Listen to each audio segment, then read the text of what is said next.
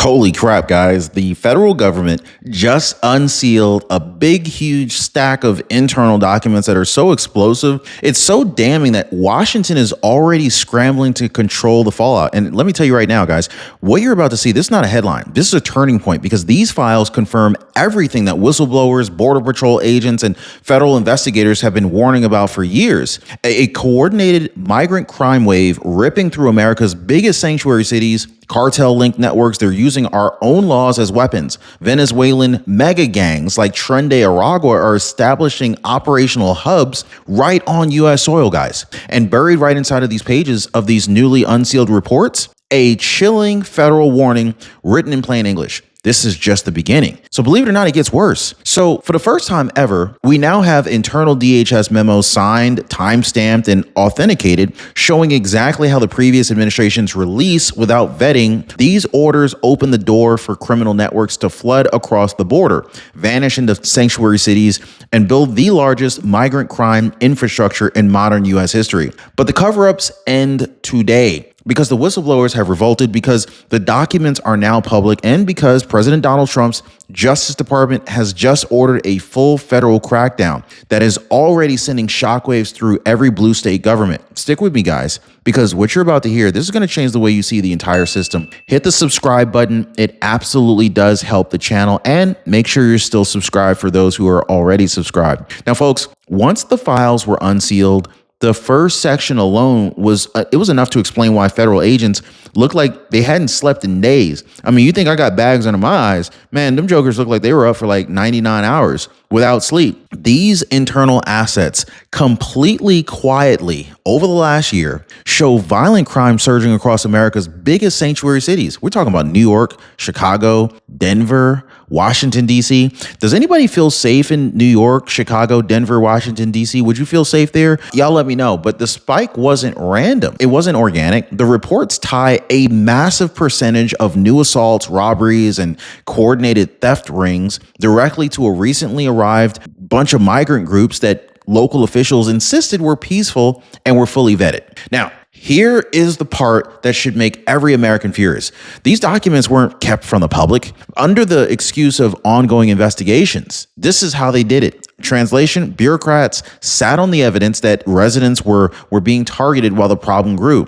Guys, they already knew this. They stayed silent, and now the truth is finally out because President Trump's DOJ just forced it into the daylight. And if that makes your stomach drop, this is where the real alarm bell starts ringing. One newly declassified DHS memo signed months before President Trump took office again, lays out a chilling forecast. It states very bluntly that the gang structures forming inside of these sanctuary cities are evolving, merging. They're expanding faster than law enforcement can even track them. And then the line that every agent circled in red, this is just the beginning. Now, the memo includes very predictive modeling that shows cross-city migration routes that were used by emerging gang networks, routes that move from border states into blue state urban hubs with little resistance. DHS analysts warned that unless border protocols tightened dramatically, these networks would accelerate through 2026. Now, remember, this memo was written while the previous administration publicly insisted everything's under control. Well, now this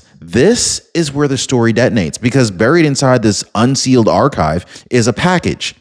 It's actually a packet of whistleblower affidavits from Border Patrol agents who worked the line during 2021 through 2024 surge. And their sworn statements describe something that it should never happen in a civilized nation. Direct orders to release migrants without full biometric vetting due to overcrowded facilities. No fingerprints, no cross checks, no verification against foreign records, absolutely nothing. Just let them all in. These weren't rumors. These weren't political talking points. Trump's DHS reviewed the documents, authenticated them, and even confirmed the signatures. Now, these instructions, they were real. They came from real supervisors during the previous administration. Now, here's the terrifying point. Those decisions, they created these blind spots that are so large that criminal networks exploited them for years. So now we're seeing the results inside every sanctuary city in America. And speaking of systems failing people, let me tell you something right now. This is something that hit me real hard this week, okay? So a viewer wrote in and told me that she walked into her primary doctor's office, routine visit, nothing unusual, and she walked out in tears.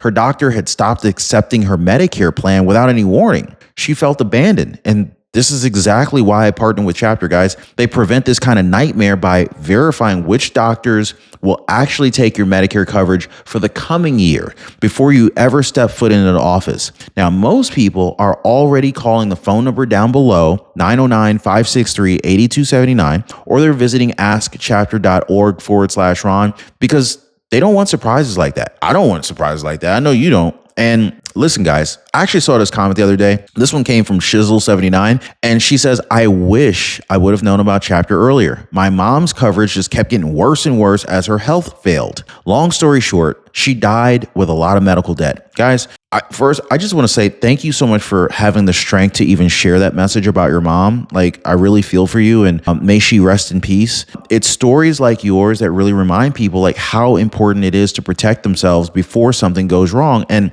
I know a lot of viewers felt that comment in their gut. Drop an amen, guys. And so next, we need to talk about the watch list files, okay? These were the documents officials hoped would never see daylight. Now, according to internal ICE and CBP reports, a very small but extremely dangerous subset of migrants released without full vetting were later identified as individuals linked to transnational criminal organizations.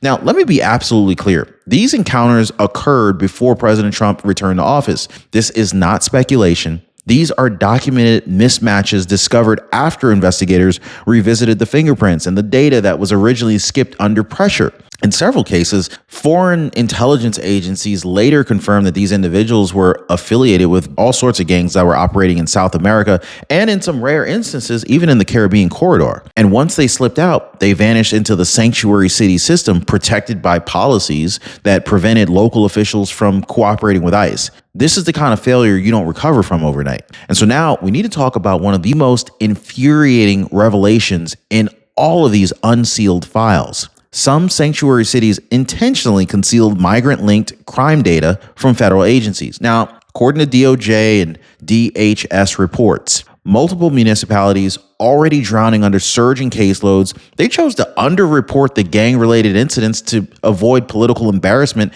and protect funding streams. Can you believe that, guys?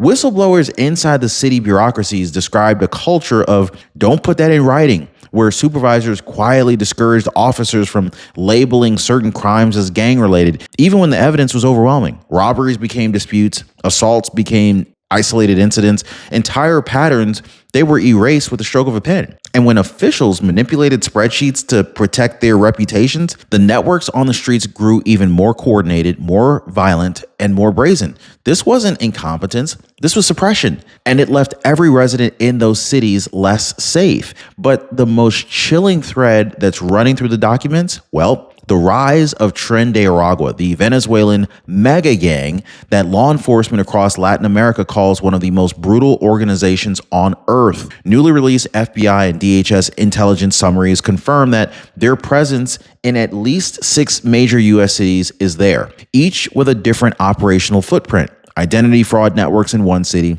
extortion rings in another, violent enforcement squads mimicking tactics used in Latin America. Not rumors, guys, not speculation. Every point backed by documented briefings and field reports. Now, these are not petty criminals. These are organized, hierarchical, rapidly expanding groups that understand how to exploit sanctuary policies, encrypted communications, and fragmented law enforcement jurisdictions. And so while city leaders are busy arguing over press conferences, Tren de Aragua was busy building American infrastructure right under their noses. And now we get to the part of the documents that city officials hoped would stay sealed forever, because one DOJ leak spells it out with painful clarity.